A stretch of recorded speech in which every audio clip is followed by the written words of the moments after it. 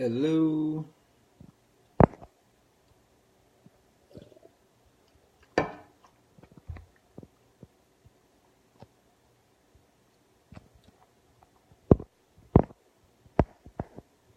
Groovy, groovy.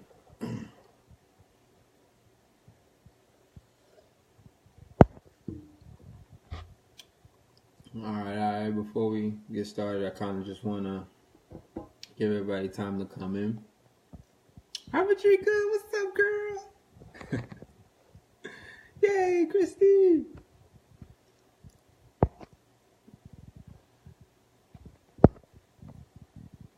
Nice. How you doing, Looney?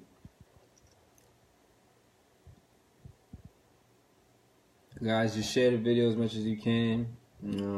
I think when you like it, people also see it too. That way we can get, a couple people in. All right, tell them what's up, boss. I'm about to start.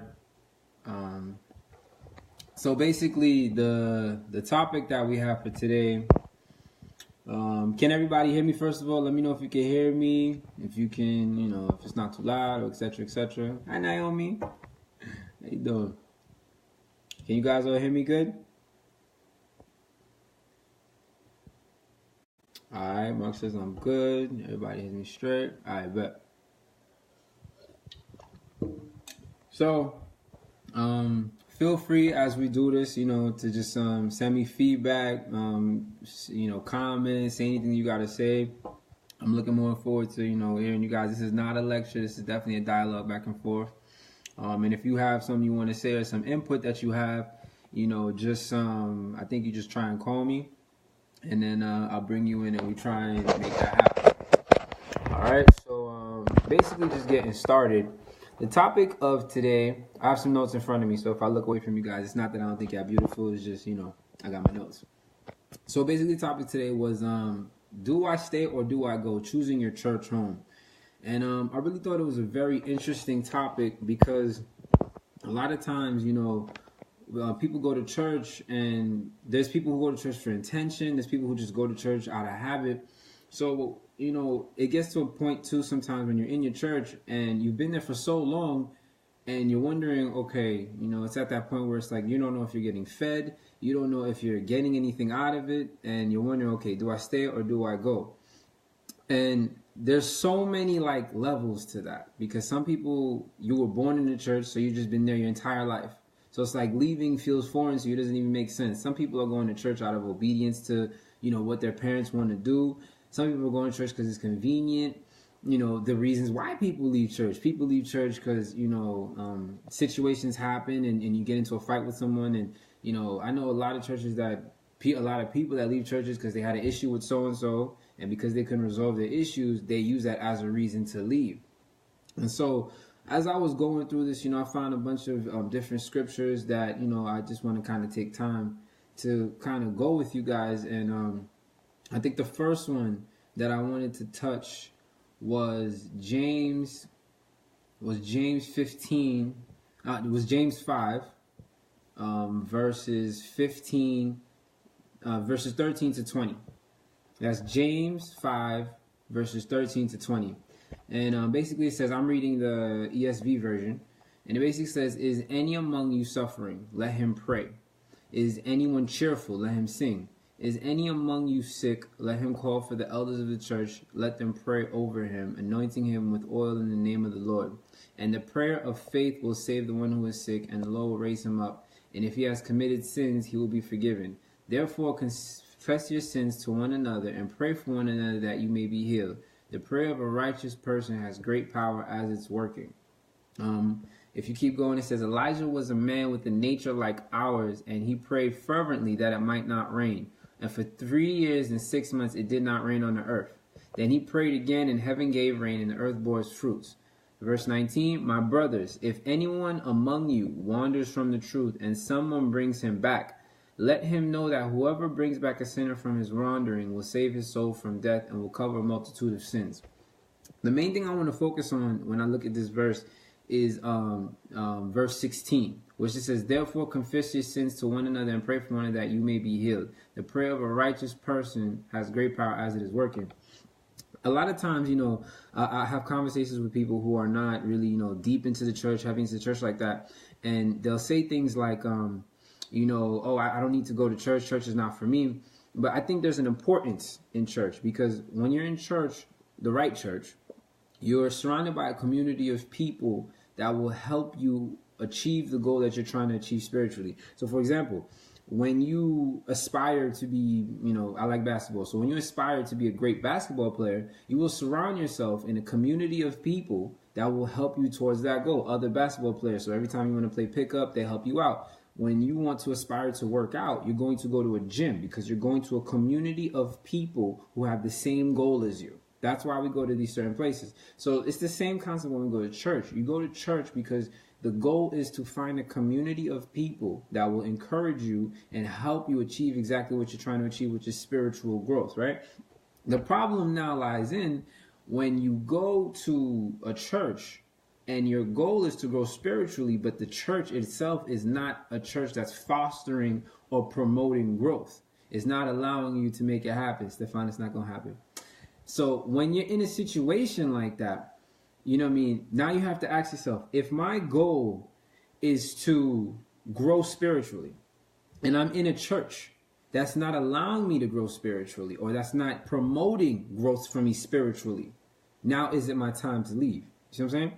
And in that same aspect, sometimes you have to ask yourself, okay, when I'm at a church and I'm in the community of the church, am I not participating in it? Is it not working for me because maybe I'm the problem, or is it something else? So there's like so many levels, so many different things to it. And I don't want to say everything at once.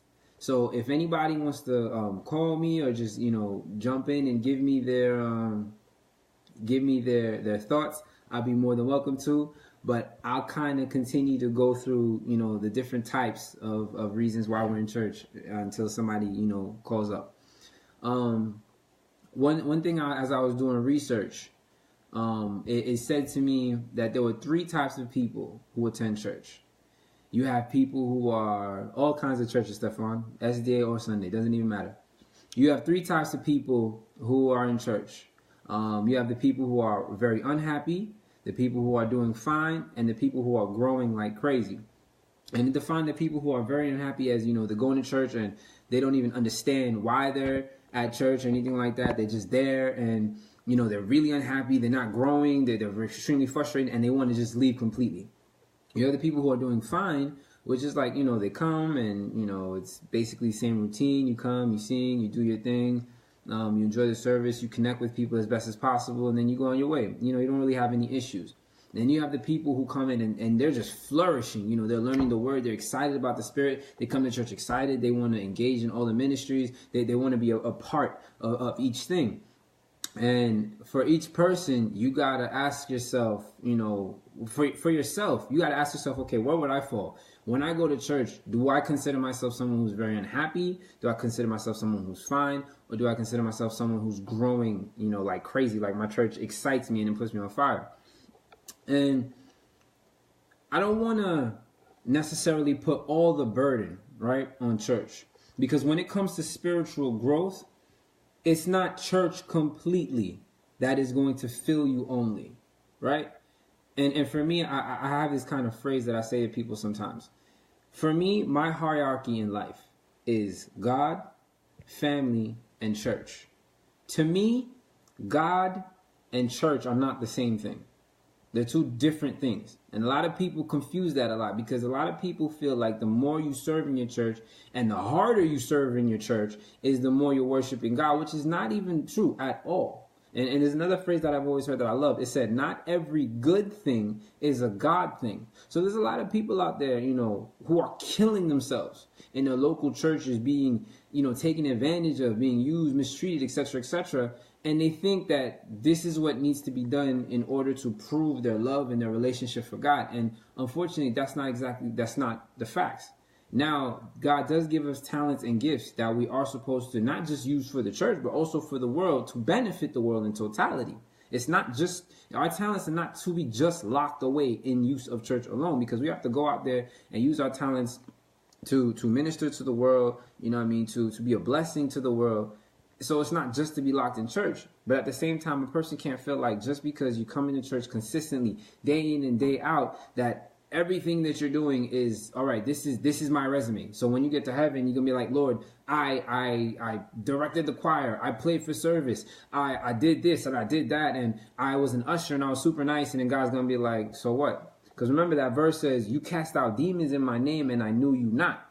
So we got to remember, it's not about what we're doing. Because if you feel like your works are going to get you into the building, it's not that at all. We also understand in the other aspect that faith without works is dead. So yes, our faith leads us to do certain things and to participate, but that's not what gets you in.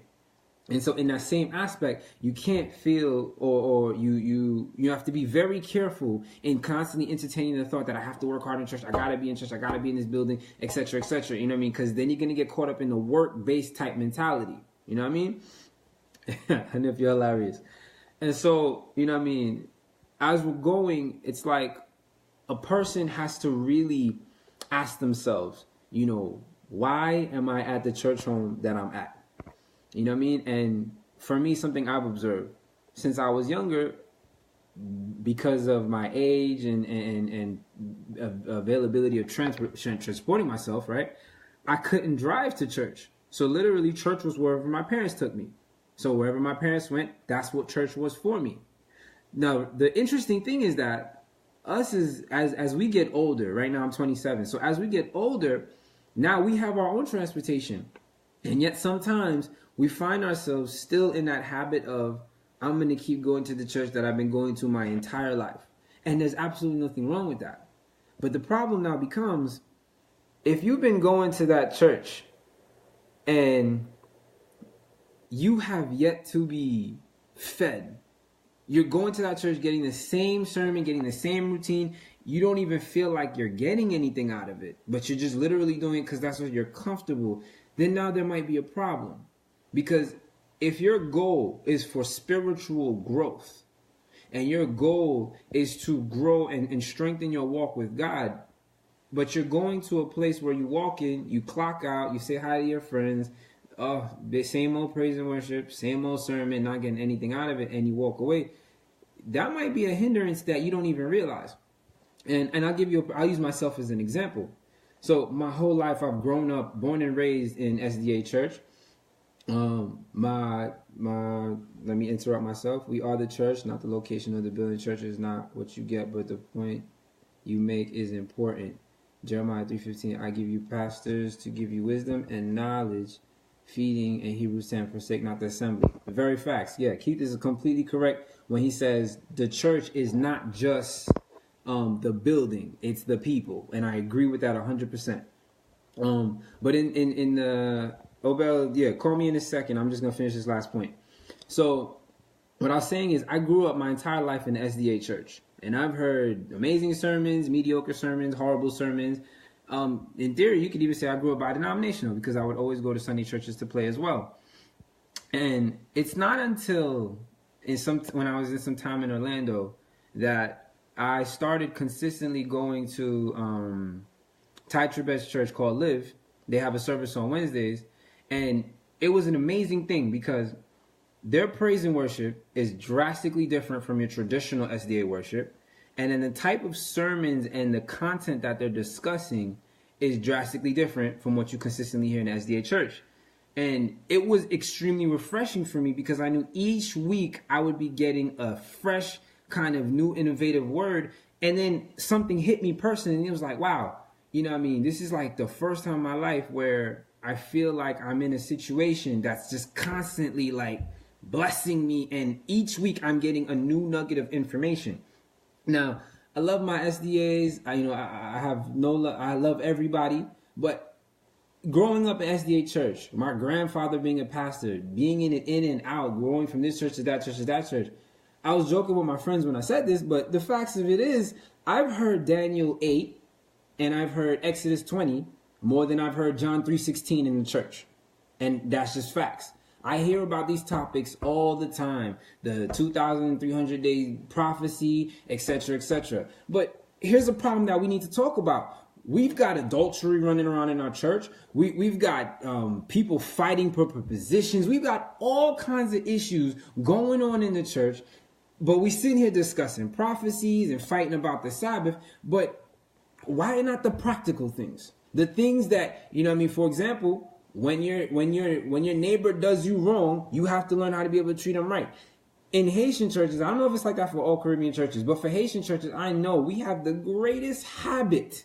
Every time there's an issue, we split.